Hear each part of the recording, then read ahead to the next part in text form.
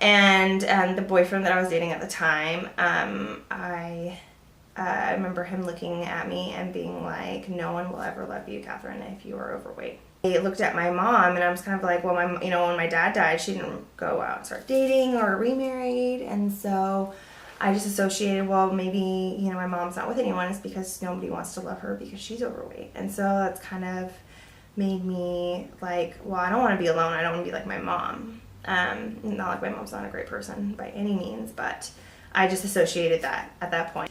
I was anorexic for a really long time, and I was hospitalized twice. And even my first time I was hospitalized, the doctors were like, you're going to die if you don't stop. I mean, I have met some women who are so beautiful on the inside and out, and it has nothing to do with their weight.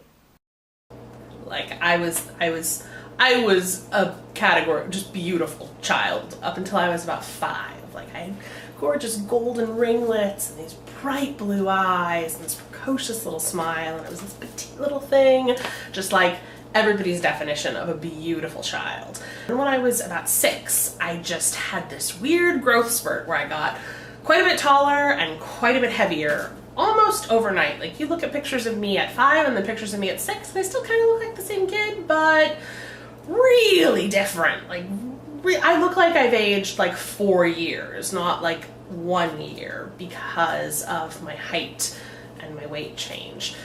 I remember not hearing anymore how pretty I was. I was still, people still told me how smart I was.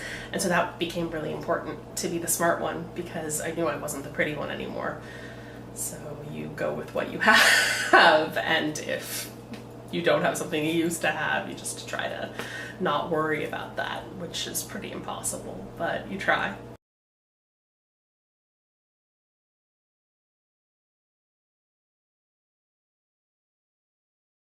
I think probably in high school, probably in high school, because I noticed that, like, I had a lot of friends. I was very outgoing, and people would always, people loved, I won't sound rude or like conceited, but people loved being around me because I was always cheerful and happy.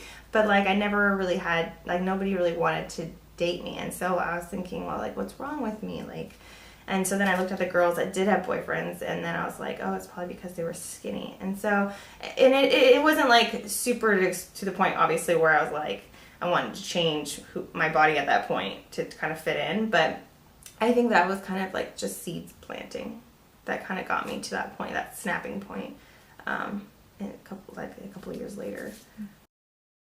Pretty, if I wasn't going to get asked out, if I wasn't going to have those kind of experiences, I would be everybody's friend.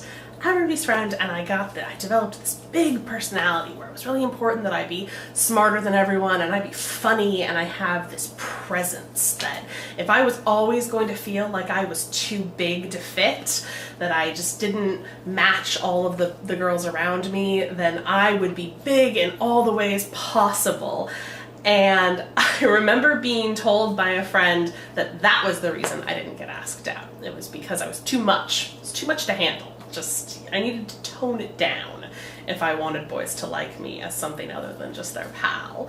And I was like both simultaneously enraged by that and really, really hurt. So hurt. And I thought, maybe I just need to like temper it. I just need to like be this big personality when I don't know, when I need to fit in, when I need to be, but how do I know? How do I know when I'm supposed to do that? How do I know when I'm supposed to be the entertainer, be the friend, be the pal, and when I want it to be something more, and then I'm just supposed to turn that off?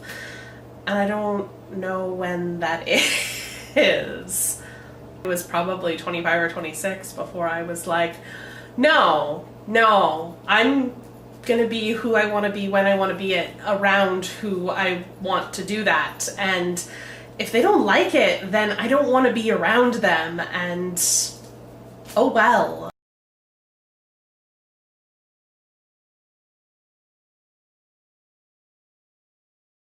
I'm gonna be 28.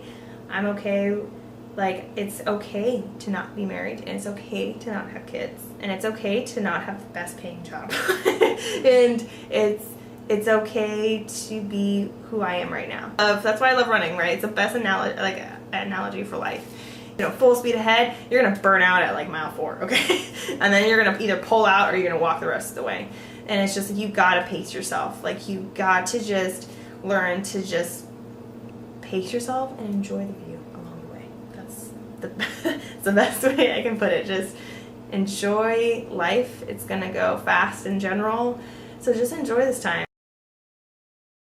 And so getting out of college, even though I had a great support system in college, I had a lot of girls who were really strong, wonderful, wonderful people who I think were a good step in like a beginning step for me, and saying like, hey, no, I'm okay. I'm pretty cool, actually. And then going out and kind of seeing the world on my own and doing some really cool stuff by myself that I would have never thought I could do alone was really big. I mean, I traveled across the world basically by myself, and that did a lot to instill confidence in me that I could handle stuff, and that was pretty cool.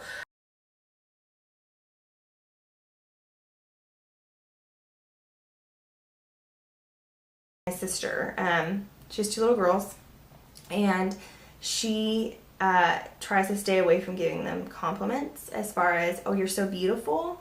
They did something like, oh my gosh, Allie, you know what? You have such a big heart. Like, you gave your baby sister that, you know what?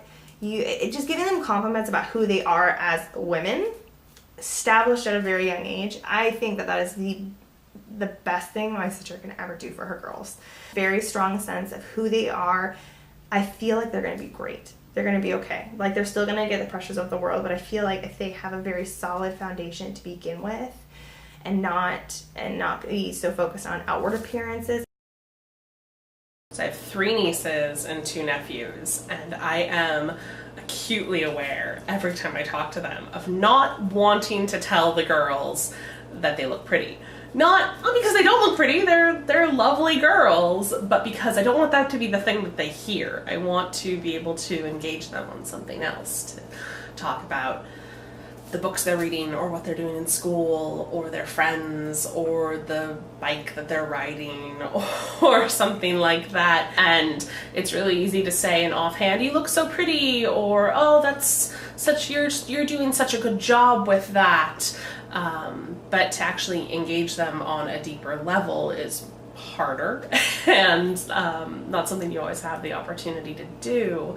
So I try to be conscious of also telling the girls, you're doing such a good job at that. You did so well standing there quietly, or like, you made a good effort there. And I think that's especially important. Like, we often tell girls they did so well at things. So I also try to tell boys that they did well at things instead of just that they made a good effort.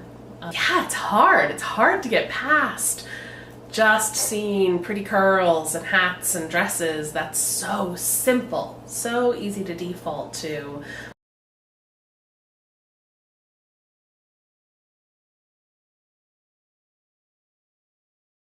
I really would love to just help women in general just feel more empowered, that you are more loved and more cherished than you will ever imagine, and it starts with just forgiving yourself and realizing that, you know, if you set yourself, you just got to let go of the standards and the expectations, and it's easier said than done. I know that every rising generation thinks that they're gonna get everything right and they're gonna do everything to fix all the things their parents broke, and of course we won't. But I think there is a power that we have just through the privilege of being born in the time that we have, in the country that we have, to really look at the world and say, that's not how it should work.